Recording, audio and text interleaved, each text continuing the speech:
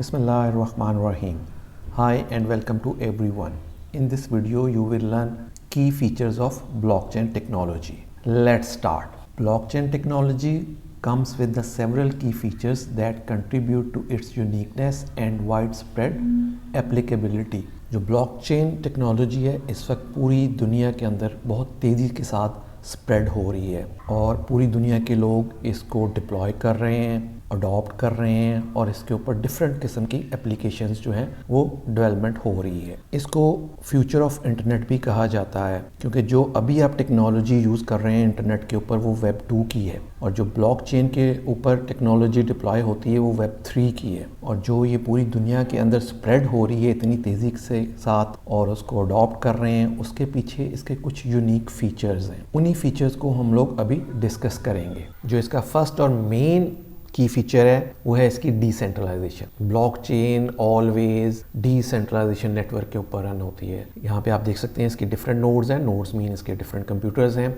ये more than 100 हो सकते हैं, 1000 हो सकते हैं और लाखों कंप्यूटर्स भी उस ब्लॉकचेन को रन कर रहे होते हैं और सारे कंप्यूटर आपस में पीयर टू पीयर नेटवर्क पे कनेक्टेड होते हैं। आप यहाँ पे देख सकते हैं एक दूसरे के साथ आपस में कनेक्टेड है। तो इसका सबसे बड़ा फ़ायदा ये है कि इसका कोई सेंटर पॉइंट नहीं होता। जैसे कि नॉर्मल आप एप्लीकेशंस जब रन करते हैं तो उसमें एक सेंटर सर्वर होता है जिसके थ्रू सारी एप्लीकेशन रन हो रही है। अगर वो डाउन हो जाए तो आपकी सारी एप्लीकेशन की कम्युनिकेशन डाउन हो जाती है। लेकिन डिसेंट्रलाइजेशन की सूरत में ऐसा नहीं होता। हर जो नोड है वो एज ए सर्वर के तौर पे एक्ट कर रही होती है। यहाँ पे कोई भी एक डाउन भी हो जाएगा आपके नेटवर्क को या ब्लॉकचेन को उससे कोई फ़र्क नहीं पड़ेगा। इससे क्या होता है कि जो आपकी सिक्योरिटी होती है वो भी इन्हेंस होती है और सिंगल पॉइंट ऑफ फेलियर जो है वो भी इसका भी रिस्क जो होता है वो रिड्यूस हो जाता है। तो ये सबसे ब्यूटी है कि जो ब्लॉकचेन है वो ऑलवेज डिसेंट्रलाइजेशन नेटवर्क के ऊपर रन होती है। सेकंड है जी distributed ledger. Distributed ledgers means कि जो कंप्लीट ब्लॉकचेन की कॉपी है वो हर एक के पास होती है, यानी हर नोड के पास अपडेटेड और सेम कॉपी होती है, आइडेंटिकल कॉपी होती है। तो उस सूरत में भी क्या है, अगर एक नोड डाउन भी हो जाएगी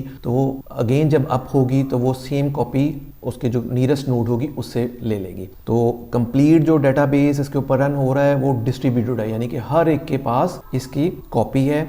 ये क्या इंश्योर करती है, रिडंडेंसी जो है वो इंश्योर करती है, यानी कि एक डाउन भी हो जाए उससे आपके ब्लॉकचेन के ऊपर कोई फर्क नहीं पड़ेगा। थर्ड वन जो है जी वो है जी immutable record. Immutable record means कि जो आपकी ब्लॉकचेन है वो परमानेंट होती है और अनचेंजेबल होती है, यानी आप उसके अंदर कोई भी चेंजेस नहीं कर सकते। जब एक दफ़ा आप कोई भी रिकॉर्ड इंटर कर देते हैं ब्लॉक के अंदर और जब वो ब्लॉक परमानेंटली ऐड हो जाता है उस ब्लॉकचेन के अंदर तो फिर आप उस डाटे को ना तो मॉडिफाई कर सकते हैं और ना ही उसको डिलीट कर सकते। ये चीज़ क्या इंश्योर करती है, ये आपके डाटे की इंटेग्रिटी को इंश्योर करती है। मीन्स कि जो एक दफ़ा ऐड हो गया है डाटा वो फिर उसको आप ना ही रिमूव कर सकते हैं, ना ही डिलीट कर सकते हैं, ना ही उसको मॉडिफाई कर सकते हैं और इस तरह आप उसकी कंप्लीट जो हिस्ट्री है वो सेव रहती है, जो भी ट्रांजैक्शन हुई होती हैं उस ब्लॉकचेन के ऊपर। फोर्थ वन है जी क्रिप्टोग्राफिक सिक्योरिटी। एक चीज़ याद रखिएगा, ब्लॉकचेन जो है वो कंप्लीट क्रिप्टोग्राफिक सिस्टम के साथ चलती है। कोई भी जो ब्लॉकचेन है या उसका कोई भी जब ब्लॉक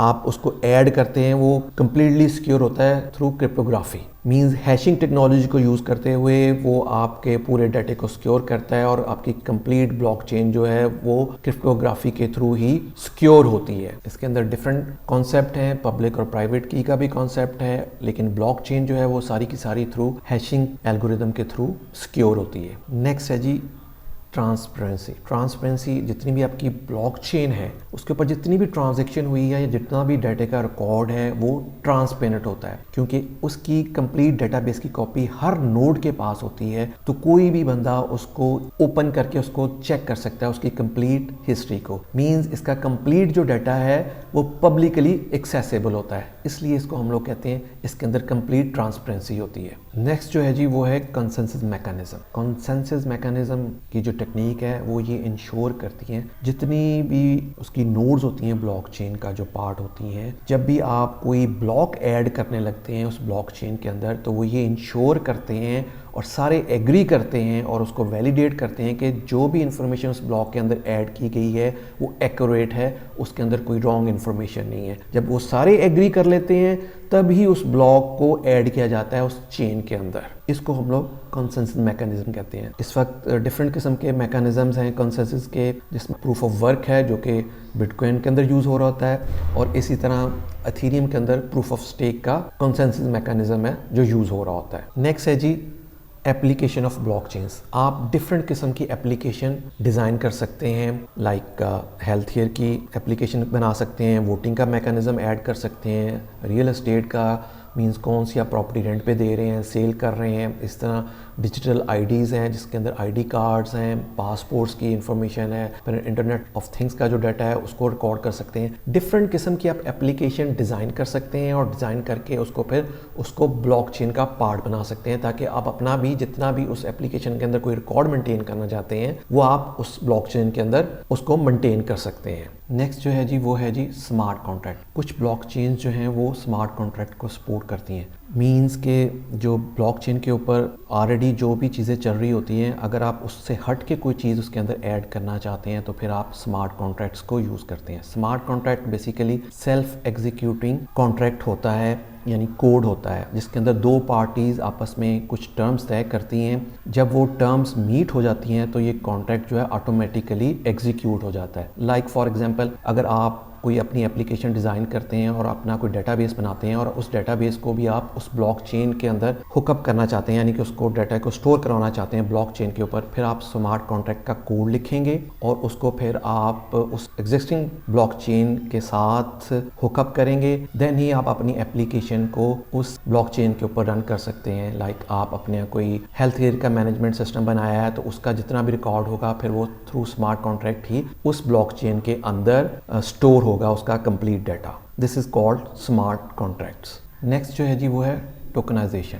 ब्लॉकचेन ये भी इनेबल करती है कि आप उसके अंदर डिजिटल टोकन क्रिएट कर सकते हैं जो कि रियल टाइम कोई भी एसेट जो है उसको रिप्रेजेंट कर रहा होता है। मींस कि आपके अगर पास कोई प्रॉपर्टी है उसके अगेंस्ट आप एक डिजिटल टोकन क्रिएट कर लेते हैं और फिर उसको टोकन को सेल कर सकते हैं। वो जो टोकन है वो बेसिकली आपकी प्रॉपर्टी को ही रिप्रेजेंट कर रहा होता है। जो भी उस टोकन को बाई करेगा इट्स मीन वो आपकी रियल टाइम जो भी आपका एसेट है या जो भी प्रॉपर्टी है वो उसको बाई कर रहा होता है। इससे क्या होता है, इससे आप उसकी ऑनरशिप जो है वो इंश्योर करते हैं। तो कोई भी रियल टाइम किसी किस्म का भी जो एसेट्स हैं, जिसमें आप फाइन आर्ट्स कह सकते हैं, एंटीक कह सकते हैं, कोई टेक्नोलॉजी है, गोल्ड है, उसका आप डिजिटल टोकन बना लेते हैं जो कि उसके साथ क्रिप्टोग्राफिकली अटैच हो जाता है और आप वो उस प्रॉपर्टी को या रियल टाइम एसेट को उसकी ऑनरशिप जो है वो रिप्रेजेंट कर रहा होता है। तो आप कोई भी रियल टाइम एसेट को भी बेच सकते हैं एज ए टोकनाइजेशन करके ब्लॉकचेन के ऊपर।